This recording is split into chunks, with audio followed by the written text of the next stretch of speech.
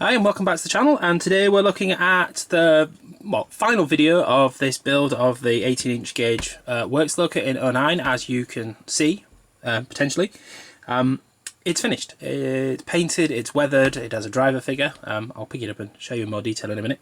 So yeah, we've finished, so let's have a look. I mean, you've seen the little rear truck already in the last video. I've not really changed anything. I did add a bit more dirt weathering to make it a bit more to better match the loco when I'd weathered that.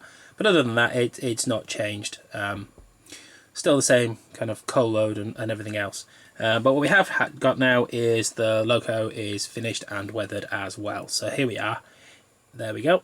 So obviously I can't weather the chassis. It's not so obvious that when you're viewing it normally. Shadow and then not with the bright lights for the camera, but yeah, there's not much I can do about it.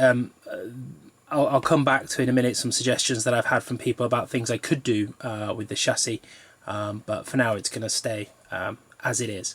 But as you can see, we have a driver figure attached. He's got a bit different. He's got black trousers and a brown jacket, but he's also filthy to match the loco. At least the bottom of his trousers and his feet are. You can see they match nicely into the footplate area, and the loco itself is filthy. I'll try and remember to put the picture here that I had that I was basing the idea of a filthy loco on. But yeah, we've got rust, we've got water deposits around the filler cap here, suggesting that it's filled and not cleaned, and you get mineral deposits essentially from the water. Lots of earth, some rust in certain places, certainly along where the water would collect along here. The whole back head, the buffer beams and everything are all filthy. I've also then done some smoke weathering powders across the top of the loco to suggest that not only is it muck coming up from the ground and etc. And not being cleaned, but smoke coming out of the chimney and falling on the loco and the driver as well. So that's some of the colouring issues there. I also did use that really black paint, if I can get the camera to focus, down the chimney to kind of cut out any suggestion of reflection from the bottom. So that's this black 2.0 paint. Again, that just stops reflections occurring from the bottom of the chimney. I've drilled it out a little bit, probably about that far down. But that makes it look like it goes a long way down compared to just the normal black paint. So yeah, so I'm really happy with that. It's filthy on both sides. It's turned out exactly as I had kind of hoped it would. And as I say, it still runs really nicely. It's because it's such a heavy. I'll put some footage up here as we talk. Because it's such a heavy white metal kit, it runs really well. And shuttles backwards and forwards nicely on the track. You do have to give it a bit of power, but that's partly because the weight of the model, I guess, to make it move. But it's still really controllable. I'm nowhere near like full throttle or anything silly.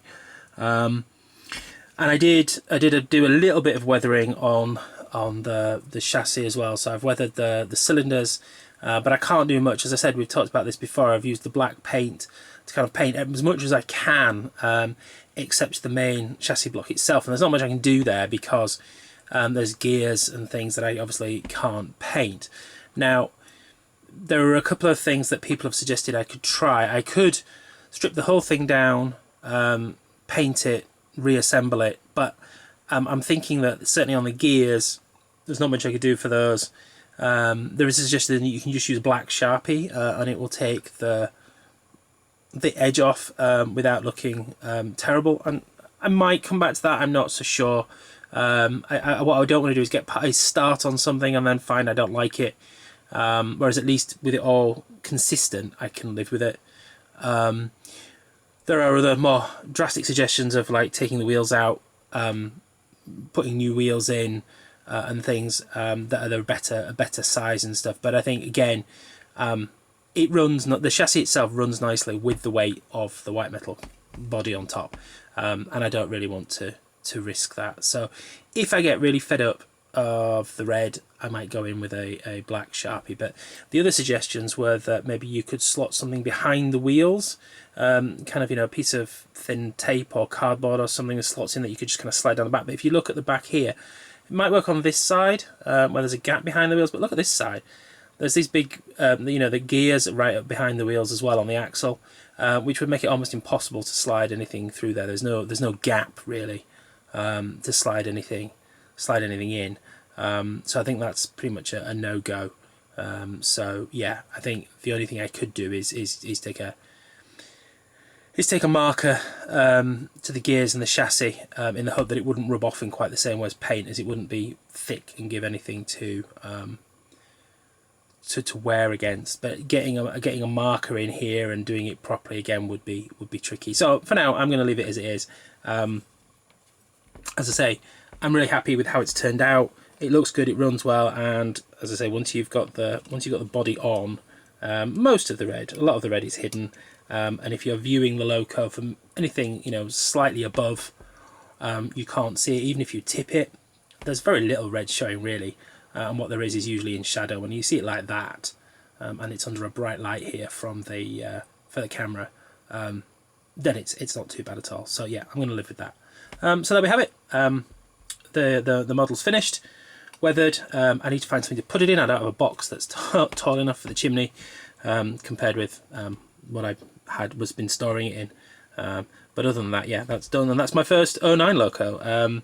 All the other O scale models, so that's 7mm to the foot, have been 014, so 2 foot gauge, whereas this one's running on 9mm track. It's meant to represent 18-inch gauge. It's not quite accurate, but it's accurate enough, and 9mm mechanisms are available because they're end gauge Locos.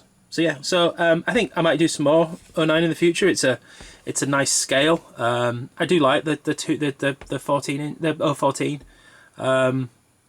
track width for doing accurate 2 foot track, but this gives a nice combination and a nice alternative. So I think you might see more 09 on here as well as 014. But for the next model, I've already decided I think what I'm going to do. I won't tell you what the kit is yet, but it's going to be, I think I'm fairly certain it's going to be another 009 model, so another tiny 4mm scale Loco, probably steam. As I say, I've got a couple of choices, but probably a steam Loco from a kit, not one I've designed. And yeah, but it's going to be full chassis, body, etched kit build, and probably some new tools along the way to help me get the most out of it. So if you want to follow along when I start that build, then don't forget the subscribe link is down here. But thanks for sticking with us as we've built this. It's been a fun build. As I say, I've not built too many big heavy white metal kits. This one's been interesting, and as I say, it's turned out into a really nice model. So really happy with that, and thanks for watching.